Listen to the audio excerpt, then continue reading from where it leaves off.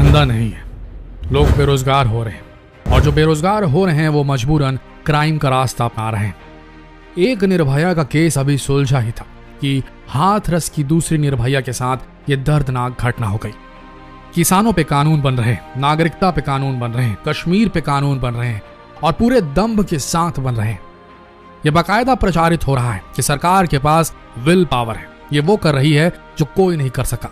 हम पूछते हैं, अगर वाकई सरकार के पास विल पावर है तो लोगों को इंसाफ दिलाने के नाम पर भी कानून बनाइए कानून जो लोगों को रोजी रोटी का हक दे, सुरक्षा का हक दे, स्वाभिमान के साथ अपनी जिंदगी सर उठा के जीने का हक दे। अगर सरकार को यह लगता है कि उनके निर्णय भारतवासियों के हित में है तो उन्हें यह वीडियो जरूर देखना चाहिए। और दोस्तों, ये आपकी जिम्मेदारी है कि आप इस वीडियो को सरकार तक पहुंचाएं। एक सच्चे भारतीय होने के नाते इस वीडियो को उन कानों तक पहुंचाएं जिन्हें इसकी सख्त जरूरत है, क्योंकि इस वीडियो में ऐसे 9 कानून बताए गए हैं जिन्हें अगर भारत में लागू कर दिया गया तो फिर से सोने की चिड़िया बन सकता है भारत। यकीन मानिए, इन पॉइंट्स को लागू करने के बाद और कानून बनाने की जरूरत नहीं पड़ेगी। और अगर सरकार के पास वाकई में विल पावर है और सरकार हितैषी है जनता की सच में, तो उसे इन कानूनों को लागू करने में तकलीफ होनी नहीं चाहिए। जितना हो सके इस वीडियो को शेयर करें ताकि ये संदेश वहां तक पहुंच जाए जहां इसकी जरूरत है। कानून नंबर 1, हिंसा पर टोटल बैन, टोटल प्रतिबंध होना चाहिए। आपने कभी सोचा है कि हिंसा क्यों होती है भारत में? क्यों खड़ी गाड़ियों को जला दिया जाता है, मोर्चों के नाम पर तोड़फोड़ की जाती है? कोई भी कभी भी किसी के भी घर में घुस के लूटपाट अंजाम दे सकता है। चोरियां क्यों होती है इतने, बलात्कार क्यों होते हैं इतने, छेड़छाड़ की वारदातें क्यों होती हैं यहाँ, क्यों ठगी होती है, नौकरी लगाने के नाम पे क्यों पैसे लूट लिए जाते हैं, कैसे फ्रॉड, जिंदगी भर की कमाई लूट ली जाती है लोगों की भारत। पता है क्यों? क्योंकि यहाँ पर हिंसा, चाहे वो किसी भी प्रकार की हिंसा को लेकर कानून स्ट्रांग नहीं है। लोग यहाँ धर्म के नाम पर एक दूसरे को मार डालते हैं। मीडिया चैनल से लेकर के कोई भी यहाँ पर हिंसा भड़का सकता है। इसके खिलाफ नियम नहीं है। होना चाहिए वायलेंस के खिलाफ एक स्ट्रांग नियम जो हर प्रकार के वायलेंस को बैन करते। इस सरकार को चाहिए कि जो भी व्यक्ति हिंसा को बढ़ावा देता है या हिंसा करता है उसे तुरंत मृत्यु दंड की सजा दी जानी चाहिए अगर आरोप सही साबित होते हैं तो। यकीन मानिए, जिस दिन यह कानून लागू होगा लोग हिंसक होना ही छोड़ देंगे। कानून नंबर 2, नेताओं का क्वालिफिकेशन। अगर आपको एक IPS, IFS, IAS बनना है तो आपको 18 से 20 घंटे लगातार पढ़ाई करनी पड़ेगी दिन भर में, तब जाकर आप एक IPS या IAS अफसर बनते हैं। लेकिन इन्हीं पढ़े लिखे IAS और IPS ऑफिसर्स को झुकना पड़ता है 5वीं पास, 8वीं पास, कभी कभी 10वीं पास, तो कभी कभी बिल्कुल ही इलिटरेट नेताओं के आगे। और देश में सबसे ईजी, जिसमें कोई क्वालिफिकेशन की जरूरत नहीं है, वो है नेताओं का काम। और ये भारत की सबसे बड़ी विडंबना है। आप खुद सोच कर देखिए, वो नेता जो कभी स्कूल नहीं गया, वो उसे ऑर्डर दे रहा है जिसने 18 घंटे पढ़ाई की, तब जाकर IPS, IAS ऑफिसर बना। आप खुद सोच कर देखिए, वो नेता किस तरीके की सरकार चलाएगा, किस तरीके से इन IAS, IPS ऑफिसर को भ्रष्ट करेगा और किस तरीके से ये मजबूर हो जाएंगे IAS, IPS ऑफिसर कि चलो हम देश के लिए तो कुछ कर नहीं सके, चलो अपने परिवार के लिए करते हैं, अपनी तिजोरियां भरते हैं और अंत में रिटायरमेंट के बाद विदेश शिफ्ट हो जाएंगे। यही होता है दोस्तों। जब एक ईमानदार IPS, IAS ऑफिसर अपने काम को करने की पूरे जोश के साथ नौजवानी में आता है सर्विसेज में, तब उन्हें इस नेताओं के नीचे झुकना पड़ता है और उसे इस तरीके के प्रलोभन दिए जाते हैं, घूस दी जाती है, कमीशन मिलता है उसे, कि वो पूरी तरीके से ट्रेंड हो जाता है कि किस तरीके से पैसा कमाया जाए, देश का भला ना किया जाए। भारत में क्रिमिनल रिकॉर्ड्स वालों को सरकारी नौकरी नहीं दी जाती, लेकिन क्रिमिनल रिकॉर्ड्स वालों को नेता बनना बिल्कुल जायज है भारत में। आप खुद सोच कर देखिए, ये कैसा कानून है जिस देश के नागरिकों का भविष्य उन हाथों में सौंप दिया जाता है जिनके हाथ खुद खून से रंगे हैं, खुद बलात्कारी जो नेता हैं, वो देश को क्या चलाएंगे, कैसे इसकी सुरक्षा कर पाएंगे, इसकी जनता को एक सुरक्षित भविष्य दे पाएंगे। इसीलिए चाहिए कि नेताओं का क्वालिफिकेशन तय होना चाहिए भारत में। अगर आप US, कनाडा जैसे देशों को देखें तो वहां पर एक नेता बनने के लिए स्ट्रिक्ट क्वालिफिकेशन की जरूरत होती है। वहां पर कोई भी क्रिमिनल रिकॉर्ड का व्यक्ति नेता नहीं बन सकता। साथ ही उसके एजुकेशनल क्वालिफिकेशन पर भी ध्यान दिया जाता है। देखा जाए तो भारत की सरकार को इस पर कानून लाना चाहिए। ये सबसे जरूरी कानून है जो और किसी कानून से पहले भारत में लागू किया जाना चाहिए। इस बात से आप सब अग्री करेंगे और शायद ये सरकार भी अग्री करेगी। तो अगर विल पावर है तो ये बिल पास कराइए और ये कानून देश में लाइए।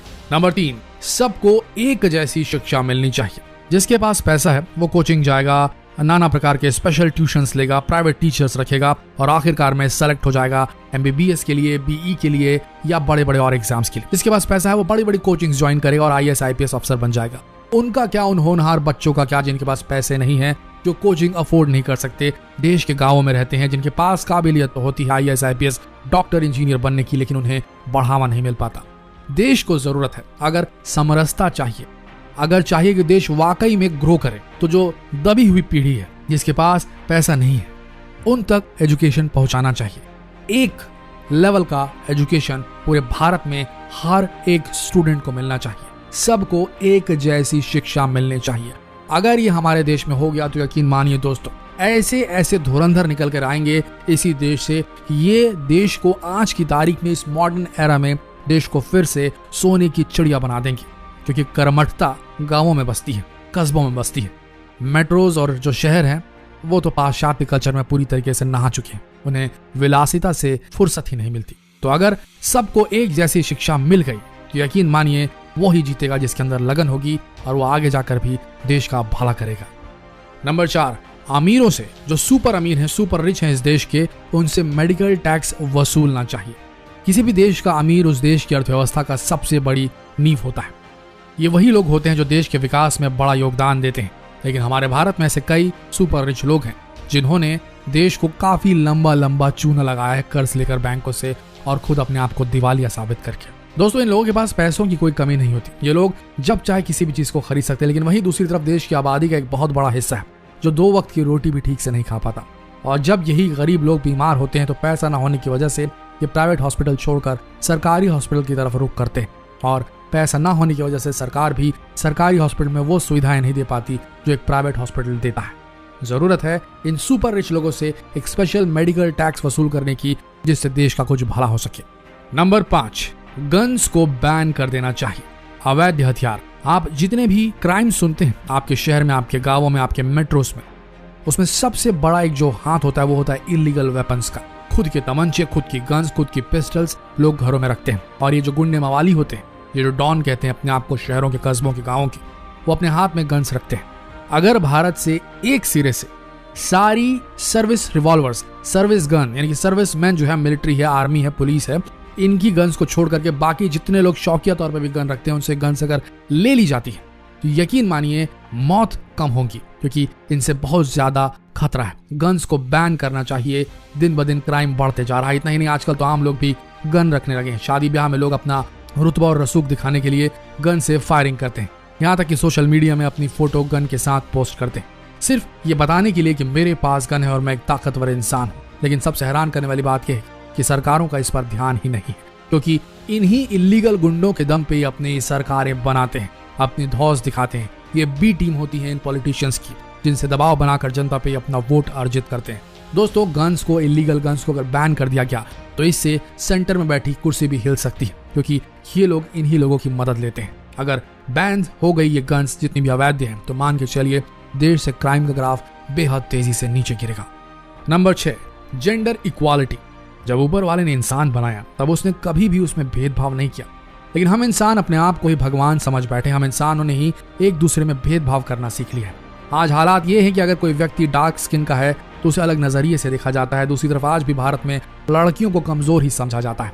आज भी ना उन्हें अपने पसंद के कपड़े पहनने की आजादी है, ना ही नौकरी करने की। भारत में महिलाओं को बहुत सारे प्रतिबंधों से गुजरना पड़ता है, उसके बाद भी उन्हें स्वतंत्रता नहीं मिलती। कहने को तो हमारा भारत कई वर्षों से आजाद हो चुका है, लेकिन आज भी महिलाओं को आजादी नसीब नहीं हुई है। सरकार अगर चाहे तो इस पर कानून बना सकती है कि अगर कोई भी रंग भेद, लिंग भेदभाव करता है तो उसे कठोर से कठोर सजा दी जानी चाहिए, क्योंकि ये लोग समाज के अंदर रहकर पूरे समाज को खराब कर रहे हैं और एक बहुत बड़े हिस्से को, महिलाओं को, हमारे देश के, इन्हें पंगु बना दे रहे हैं, जिससे देश की वर्कफोर्स कम हो रही है। समझना पड़ेगा, प्रोडक्टिविटी तभी आएगी जब मर्द और औरतें एक साथ काम करेंगे। Gender equality is a must for India if you want to become a super power nation.